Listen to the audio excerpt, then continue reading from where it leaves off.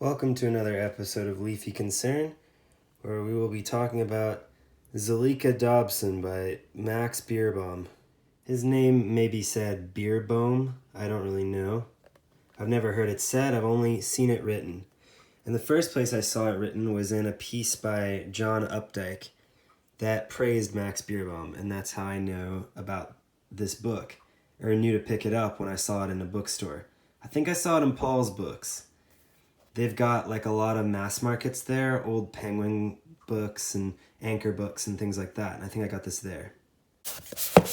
It was in one of these kind of things. Here's a piece called Beerbohm and Others, which I don't think is the actual Updike piece that introduced me to Beerbohm, but it's one that I found in this paperback of assorted prose that I found at Powell's Books in Chicago when I was on my way to New York City. Updike's right that Beerbohm is really good at parodies.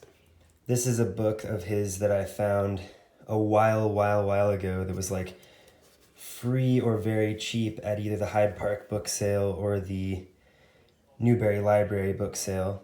And it's a book that's basically all full of parodies. And the parody that I have read and most remember from this thing is the one of Henry James that is on page 183.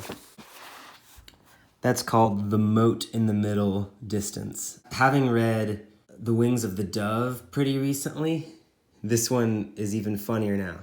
For the record, here's the spine of my copy of The Wings of the Dove, and might talk more about that later. This book was every bit as funny as that parody, and a bit more funny and way more fierce because it's really sustained and is able to go to a dark place. The spirit of the parody in this book feels like Monty Python in its darkness and its absurdity, and also feels like Shakespeare in how it's written. I was recently reading some Shakespeare, and this book seems really Shakespearean for some reason. It just feels like it's written in a nice but heightened prose that's funny.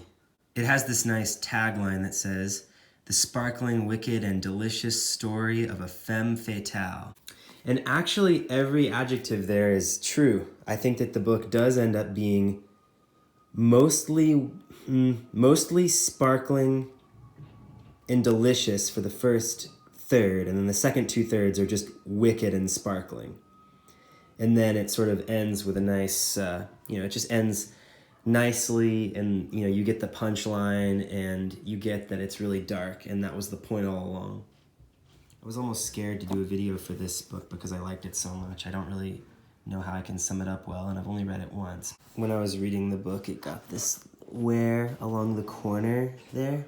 I think there used to be a little more ink on that edge. I do plan on rereading this thing, so just to sort of stud this reading, I put in some red underlines, I know that's probably sacrilege in a book of this beauty, but I thought the red ink was fine, and I do use a straight edge. The cover of the book is really beautiful. It goes from the front to the back, and it just looks really sweet and beguiling and captures the darkness and tempest of the book.